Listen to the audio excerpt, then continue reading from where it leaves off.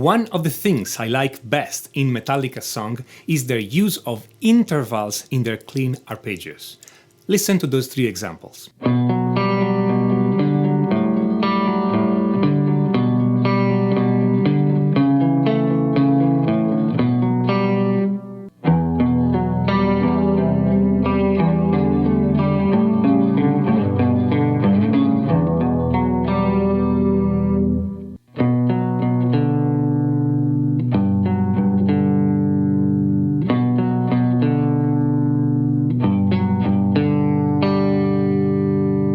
I'm Tommaso Zillia of musictheoryforguitar.com, and together we're gonna see what make those arpeggios so special. All those three examples share two important elements. The first element is that all three examples use an open string, and in fact they're using the same open string, the G. And the second element is that all those three examples use an interval of a half step, a semitone, somewhere. And in fact they use it together with the open string. The difference between those examples, though, is that the semitone has a different function in the chord that is playing at the moment. So let's see exactly what's happening, because this is the element that is making those chords so spooky and haunting. In the first example, Fade to Black, the chord that is playing, it's a B power chord. It's technically a B minor, but only two notes are playing at the moment, the B and the F sharp, the 1 and the 5 of the chord. The open string, the G, is giving us the flat sixth of the chord, and it's at a semitone interval with the fifth. If I play only the F sharp and the G, so the semitone, it doesn't sound particularly good. But when I play it in context together with the B, which makes the bass, the interval gets its place in the chord, it acquires a meaning, a context, and this B supports the semitone interval and creates the feeling that we want.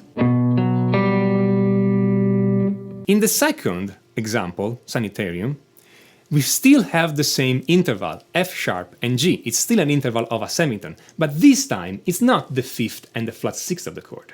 It's the ninth and the minor third of the chord. Why? Because the chord is now an E minor.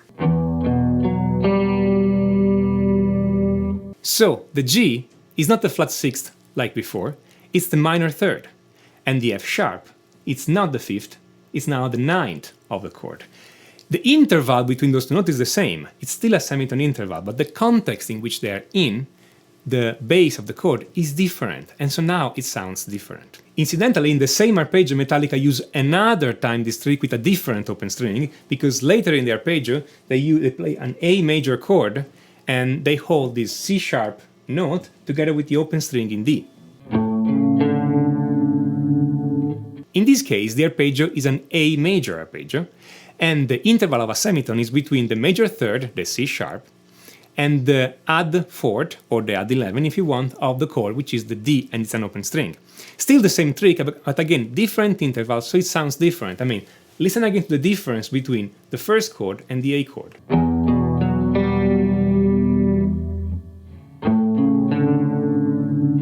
In the last example, 1, there is never a moment where the F sharp note and the G note ring together at the same time.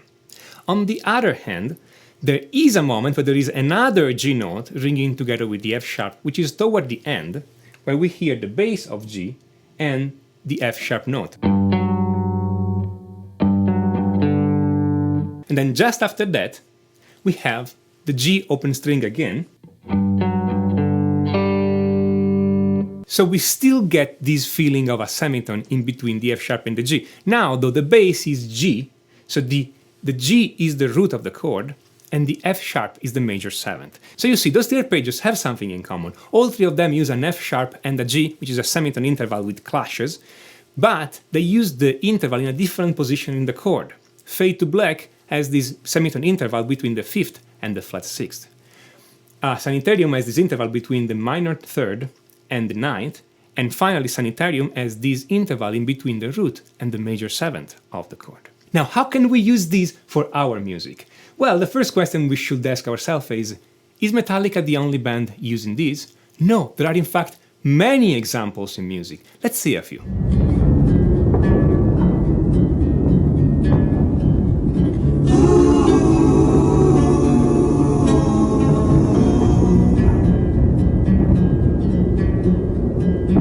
what Pink Floyd is playing here, it's again the same F sharp and G we heard before.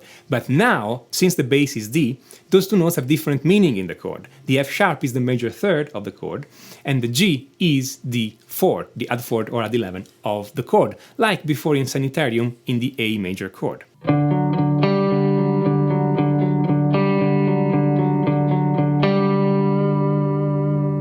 So it's the same trick on a different bass, and it makes it sound a bit different. It's still a haunting feeling because the semitone note clash together. They don't go well together, so that you know in the music that there is something wrong coming. Let's see another example.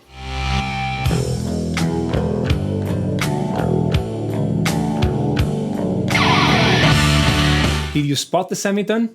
Let me play this again for you.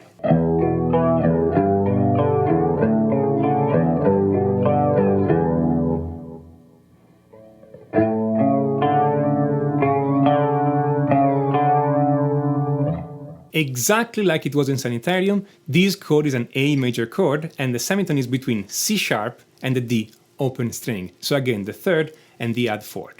So it's exactly the same trick again. And again, this semitone gives this little bit of zest to this arpeggio, which would be otherwise quite plain. But this last example wasn't particularly spooky. Let's see something that is way more spooky than that.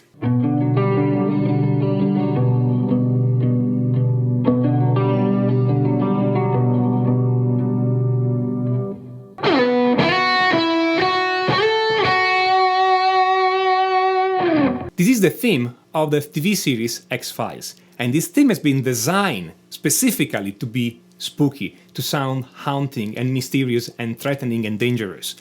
So what are they playing here? And of course, the original theme was not played on a guitar, and it was also in a different key, but that's okay. What I'm playing right now is a B minor flat 6th chord, which is the exact same chord I was playing before for Fade to Black, the Metallica arpeggio. Only now I'm playing the full chord. I'm playing the B, the D, and the F sharps, the 1, the minor third, and the 5th of the chord. The way I'm playing it is this. I'm playing the B at the 7th fret, 6th string. At the 5th string, 5th fret, I have the D. At the 4th string, 4th fret, I have the F sharp, and then I'm playing the G string open, which gives me the flat 6th. As you see, it sounds positively threatening, and it's again this flat 6th and this semitone between the G and the F sharp. Now, when those spooky chords are played on a guitar, we tend to arpeggiate through them. So we don't play all the notes together, we play one note at a time. But when those arpeggios or those chords are used with other instruments, what you find is that sometimes the semitone interval is played harmonically, meaning that both notes are played at the same time. Let's see a couple of very interesting examples, because that's something that guitar players don't do as often, but we should do more often because it sounds very dangerous and threatening.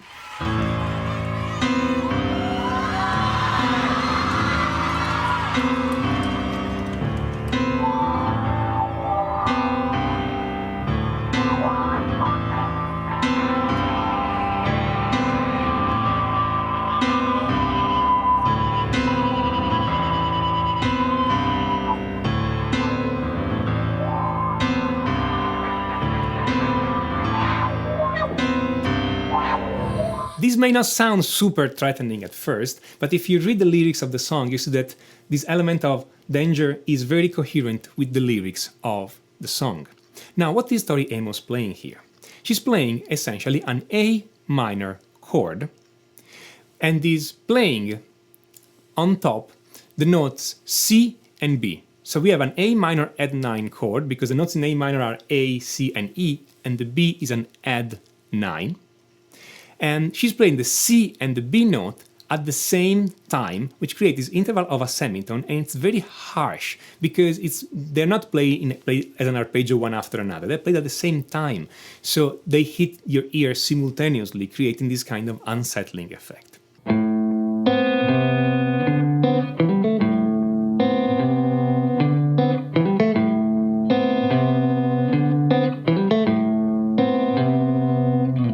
On my guitar, I'm playing the C on the 3rd string, 5th fret, and I'm playing the B on the 2nd string, open. If I play this interval alone, again, it sounds really harsh and wrong. When I play it in context though, it sounds beautiful. So far, I made examples only from modern music. So let's see an older example, just to show that this is not the province of modern music. It's something that has been done before too.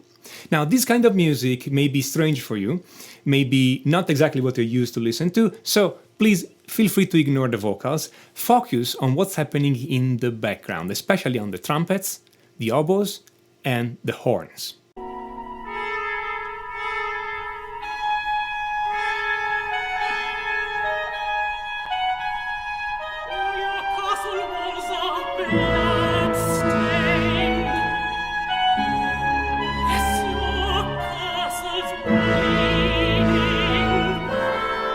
Now, if you know the story that this opera is telling, you know it's a story of murder. And those Semitone's intervals in the background played by the brass are really, really threatening, gives you exactly the idea as something is wrong. What is the composer Bela Bartok doing here exactly? Well, at the beginning, when it's the trumpet and the oboes playing the intervals, the semitone interval, there is no real harmonic background. Later, when it's the horns, just after the vocal come in, we have an harmonic background. It's an A power chord, and then the notes played in the semitone intervals are a D sharp and an E, meaning they are the fifth of the chord, which is the power in the power chord, and the D sharp, which is the sharp fourth. It's again an interval of a semitone, and again it gives this kind of feeling of danger.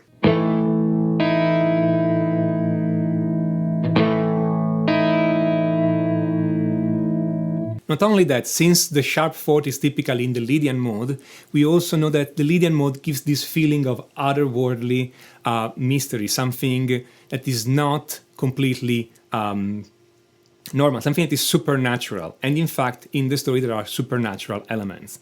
Again, music theory helps you deciding exactly what to play to give these kind of feelings. Of course, you need to study all these kind of intervals and what they mean and what feeling they give. But for the time being, what I want to focus on is only this. In all those examples, there were two notes, just two notes, they were at a semitone, a half step apart, inside a bigger chord. What can you do to use these in your own music? Well, the first thing is that you play the interval of a half step on your guitar using an open string. Why do we use an open string? For two reasons. One is because it sounds very good. The open string has this kind of very strong tone, timbre, that rings out really well on a guitar. And second, because it's easier to play semitones, half steps, on a guitar when you use the open string as opposed to stretch your fingers to reach a half step. And then what you do is you change the bass to see what kind of feeling this half step gives. For instance.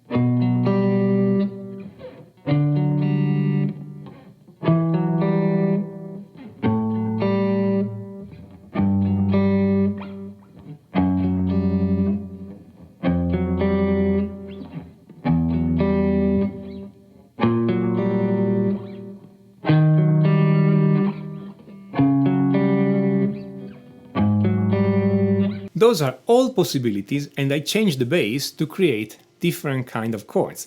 All those chords will not go together, of course. Some of those will go together, and it's up to you to find which one of those chords will give the right feeling that you want to give. What kind of chord is the right kind of spooky for the song you are writing.